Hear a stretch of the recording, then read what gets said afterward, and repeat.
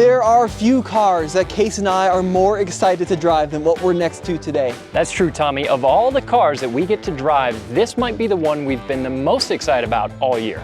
It's Isetta time, baby. Let's go hit the road in this little BMW.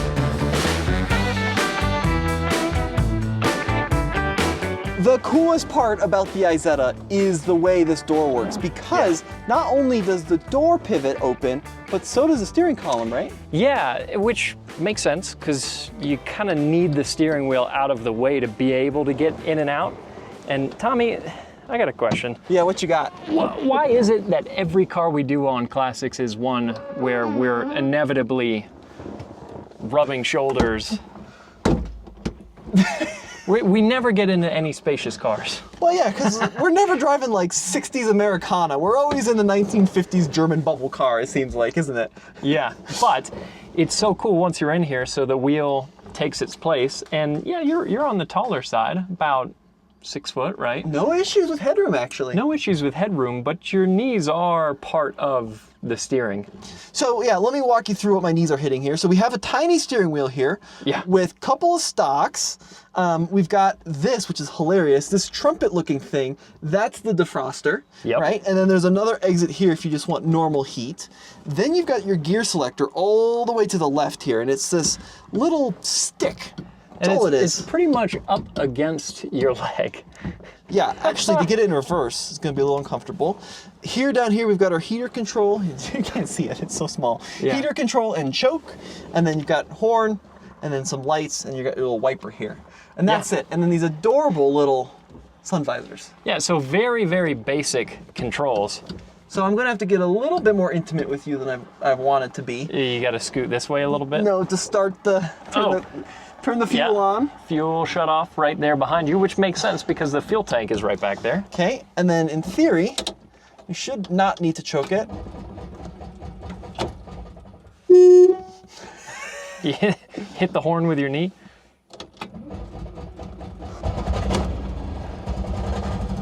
And it starts up really easy. That's a great horn. This might be a trend for today, Case. So the gears pattern is opposite of what it should be. Here, I'll show you. So first gear is actually down and to the left. Second gear is up. No, first gear is down to the right. Second gear is up and to the right. Third gear is down to the left. Fourth gear is up to the left. So it's fully reversed. And then I got this little handbrake, which is off. So it's just your knee hitting the horn button on the steering column there? The horn's been relocated, I think. So we're gonna go ahead and back it up here. The other interesting thing here about the Isetta is that it's got a comically large turning radius. Full lock on this is like 10 degrees of steering angle. Oh, there we go. This is one of the coolest driving experiences I've had the pleasure of checking out, because it does feel like you're kind of driving a large, very fast wheelchair. Yeah, I can see that. It's also very cool, the angle of your speedometer. Everything is kicked off to the side. Let's see, second gear. That's second. Beautiful. And we're on the road. It's a synchronized 4-speed transmission, so in that way, it's modern-ish. I mean, when you consider back in, this is a 1960, right? Yeah. Look at what was happening in America in 1960. You had these massive, inefficient land barges with 3-speed manuals in most cases, and no innovation to speak of. And then here comes ESO, and then BMW, of course, with this incredible piece of packaging with the engine behind you in a little cubby, a fold-away steering wheel, one door, and you can fit 2 guys, genuinely pretty comfortable. Yeah, it's actually not as bad as you would think. In a car that's 2 feet shorter than a smart car. Yeah, which is insane. Unbelievable. These cars are what? I think they're about 7.5 feet long total. It's unreal. So, yeah, they're very, very compact. The other interesting thing I'm noticing now, sitting inside it with the door closed going down the road, is that even though we are right at the front of the vehicle, I'm not convinced there's any vehicle where you sit closer to the very frontmost part of it than this. But even though we're right at the front of the vehicle, our visibility out the windshield is it's passable, it works, but it's not as good as I would have expected. It's not as huge as you might expect.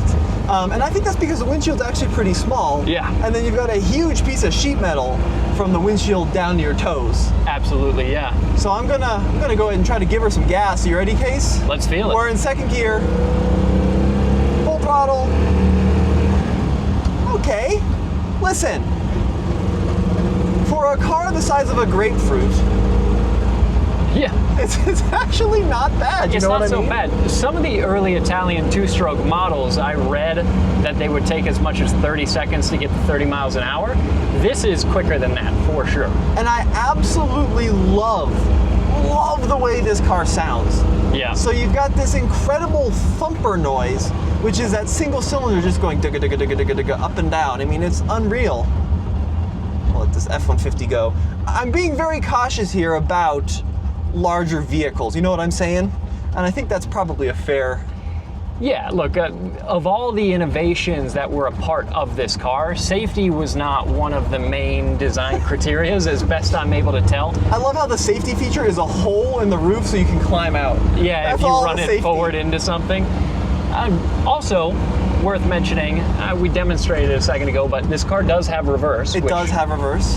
I think not everybody realizes. Yes, that's good. That's a great feature. So there's second. Careful in the third. It's also a tiny shifter. It is. It feels like you're going to break it if you push it just a little bit too hard. I couldn't do the hill in third, so I had to drop down. Snatch second. Drop a gear and disappear. Guys, this thing is so much fun to drive. And you know, I think I've seen a lot of people online review these that like, oh, the steering is imprecise and the brakes are bad. But coming from a perspective of someone who's driven quite a few cars from the 50s and 60s, yeah, this thing is like a little timepiece. The steering actually is remarkably precise. The brakes work, and the throttle response is not that bad considering it's just a teeny tiny one-cylinder engine. Especially tempering your expectations for, like you said, the era, but also for what this vehicle is. And granted, we drive a lot of vehicles that don't accelerate or stop or steer that well. Yes. Especially recently, a lot of Model Ts and Ford Model As. But with that in mind, this car was actually a really good bit of design and also with BMW's help, a good bit of engineering.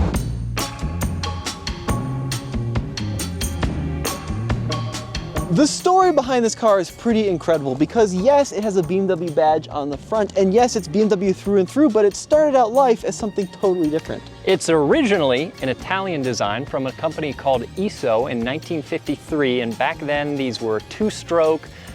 It was also a motorcycle engine, but a slightly different motorcycle engine, and the company that designed it made a few other things, including refrigerators, which is part of the reason that this front door almost looks like a very classic refrigerator design, the way it opens.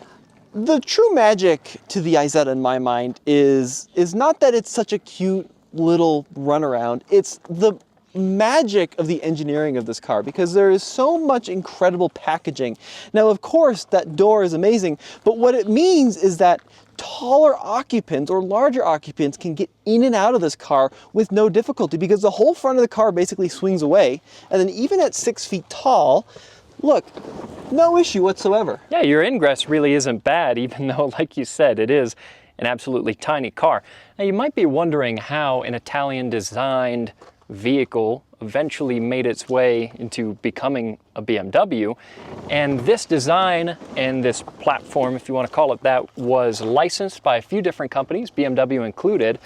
If I remember right, I think they manufactured these Isettas from 1955, BMW did, to about 1962. This one in particular is a 1960, and BMW made both 250 and 300 versions. This is the 300, so it's right around 300 cc's, and very, very simple, based on a motorcycle engine as well. But this one is a four-stroke, unlike the original, very old-school Italian designs. And what you got to remember about Germany at the time when this car was introduced to the German public is it was a pretty tough place to be, right? You were ravaged by kind of the war. So what Germans needed was a very affordable way to get around town to get from place to place.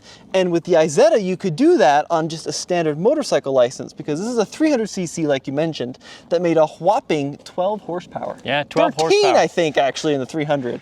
Yeah, so nothing too crazy. A little bit more than some of those early Italian models were like 9.5 horsepower. Yeah. Although apparently the top speed on this 300 is around 53, which is about the same as the 250. But I've read that these 300s do a little better on hills. That's great to hear. Now, one of the common misnomers about Isettas is that most of them were 3 wheels. This one is 4-wheel, and most of them are actually 4 wheels manufactured by BMW. Yeah, there were a few early prototypes apparently that were 3-wheeled, and there were some in Britain as well that were 3-wheeled because of motorcycle licensing and classifications of vehicles. This one is 4-wheel, and it's a very interesting design. So it's a single-cylinder motorcycle style engine powering this rear axle, and it's a chain drive on the rear. It's in an oil bath and it's enclosed, but it's a very old school way of doing things. And a lot of these, majority even, don't have differentials. There are some models that have rear diffs. Really? But the rear end is so narrow, it doesn't really need it. And then you're probably wondering, if you're in the front and your butt's in the middle and your stuff is in the back, where is the engine? The engine actually lives right back here. So it's technically a mid-engine design. It's a single cylinder. You remove this covering, and then it's an air-cooled unit, right, that kind of just lives behind this panel. And it's pushed off towards the passenger side, so if it's just you on the driver's side, you kind of counterweight the engine, you know? If you're on the left, the motor's on the right. Listen, I will say, I wouldn't want to be involved in any kind of accident in an Isetta. However, if you are, they did give you this little top so you can go poking out the roof. Yeah. Presuming you still have legs, right? Yeah, supposedly if you run it forward into something, you can't open up the door, the front door. I guess you would call it a front door. The only door, yeah. Yeah. Yeah, supposedly you can make your way out the roof if you still have the use of your limbs. That's already fourth, Tommy? Oh no, that's second. Okay, that's good. The transmission's a little bit of a mind screwer because it's completely reversed. Yep. So first gear is where fourth should be, and fourth gear is where first should be. Which I'm assuming is because the engine and transmission are behind us. It's exactly reversed, yeah. But I mean, I don't feel like that this car is as unstable as perhaps it looks on camera. Especially when you see those two back tires right next to each other, because apparently the reason that they didn't stick with the 3-wheel design that some of the very early prototypes had is because it was unstable. The two back tires on this are a foot or a foot and a half apart. So how much more stable is it? I'm sure it makes a difference, but it would be interesting to drive one of the 3-wheeled models by comparison. See how it compares? Yeah. Guys, honestly, this feels, from a power standpoint, this feels pretty much identical to our Fiat 500 Cinquecento. Yeah. And that thing has 17 horsepower and 2 cylinders. So really, this is like a Lotus. And also of a similar era to the 500. Of a similar era, you're exactly right. No, guys, I think that this is easily one of the coolest little machines that you can drive on the road. And I think that Case and I are very spoiled in this job, and that we get to drive some of the most incredible, most expensive new cars. But the thing is so many new cars have become so homogenized, right? Yeah. And they all drive so similar that getting in something like this that's just totally backwards and different to what you expect. You want to tell me to go left here? Yeah, there he goes. That is what makes us excited these days, right? Yeah, it makes for a really fun experience. And as far as speed goes too, in the company of a Citroën 2CV, this is a race car, or a Fiat 500, yeah, this is actually not bad. It's okay. Yeah, it's right there with them. You want to try driving it? I do want to drive it. All right, cool. Let's do that. Make sure we're neutral here. The engine, by the way, idles at like 300 RPM. It's kind of what it sounds like. And there goes the steering wheel. Folds out of the way. Thank you, sir. I'm a little shorter than Tommy, but possibly a little bit thicker. So we'll see how the ergonomics are for me. Stronger, more like. All right, let me grab the handle here. Steering wheel's back in position, and then you have to physically push that up. Oh, yeah, I'm getting the horn too. So what you're gonna find with first gear in this car, yeah. Parking brake is also on, I think. Is it? Maybe it's off. It should be all the way forward, right? Yeah. So when you go for first, yeah, and then let up on the clutch a little bit and you'll feel it like slot in. There it goes. Our camera guy's probably wondering why I'm honking at him. What the heck? And off we go. But I think you'll see what I mean about, like, you'd think this car would be like driving a spaceship, and once you really have to think about the shifting, but once you get the shifting, it's super easy. Yeah, genuinely, that was easy. That was very simple. And it's obviously a very light clutch. It's a motorcycle engine, so you would expect as much. Let me revisit my handy guide just to make sure I remember the shift pattern, because that is a little bit of an adjustment for sure. And third, there's third. You got it! Yeah, you're not going to be racing for pinks in this car. You know what this car sounds like? An asthmatic Kawasaki KLR. Yeah, it's that thumper sound. And I think this is one of, if not the best-selling automobiles with a single-cylinder engine. Well, look, this was from the era of the bubble car, right? Post-war Europe, ravaged by World War II, needed to get back on the road. So a lot of companies, like the Messerschmitt, right? Yeah. Same kind of philosophy.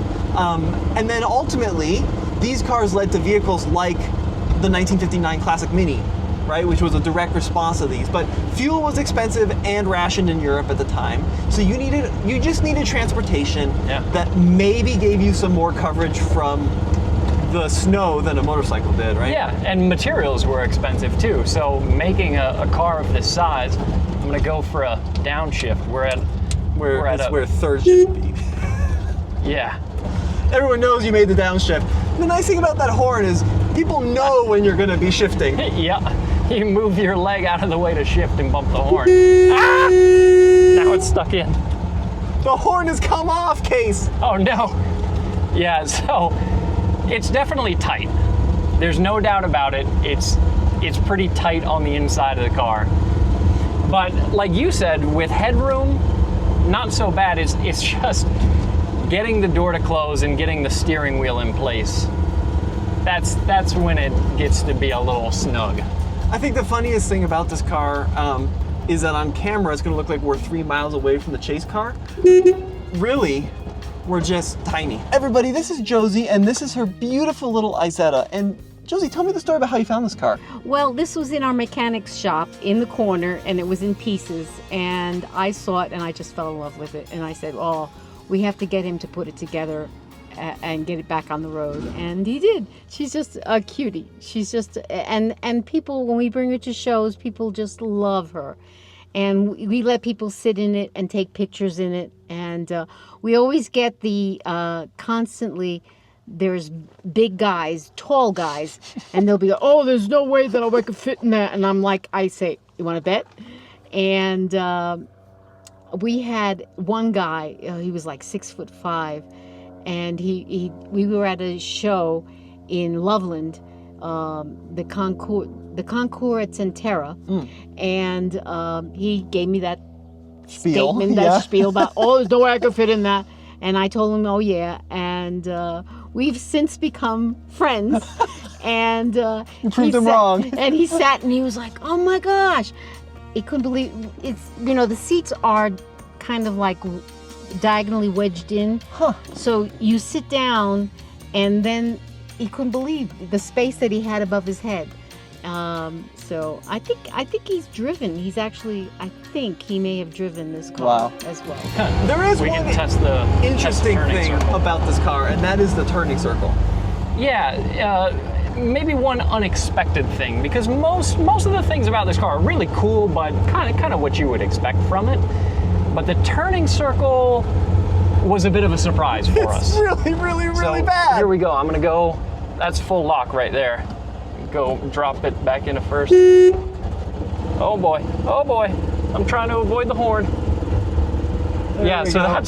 That is as tight of a turn as we can make. That's all she's got. That's all she's got.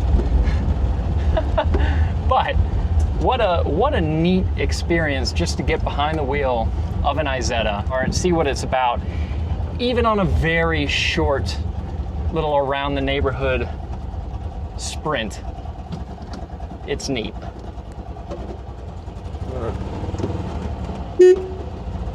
Let's see, that is first. There you go.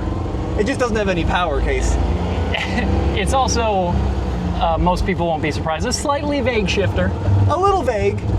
This versus the 911, it's a close comparison. Yeah.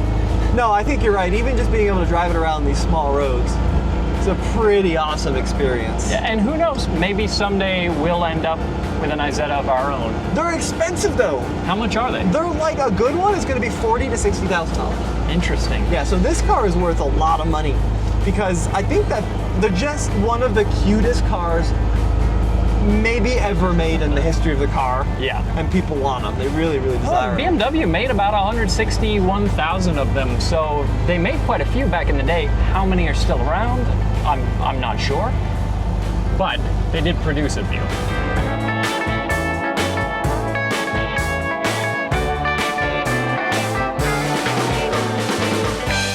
So a huge thank you to both Josie and Mike for letting us come out here and film their beautiful little Isetta. Yeah, absolutely. Like you said, this is definitely a bucket list item for any car guy. We've seen these around, you see them in pictures. So actually getting behind the wheel and driving in one is exceptionally cool. So let us know what you all think in the comments below. And thanks again to especially Josie for letting us drive her car. It's very cool. Head over to TFL Classics, we got more videos for you coming soon. Beautiful.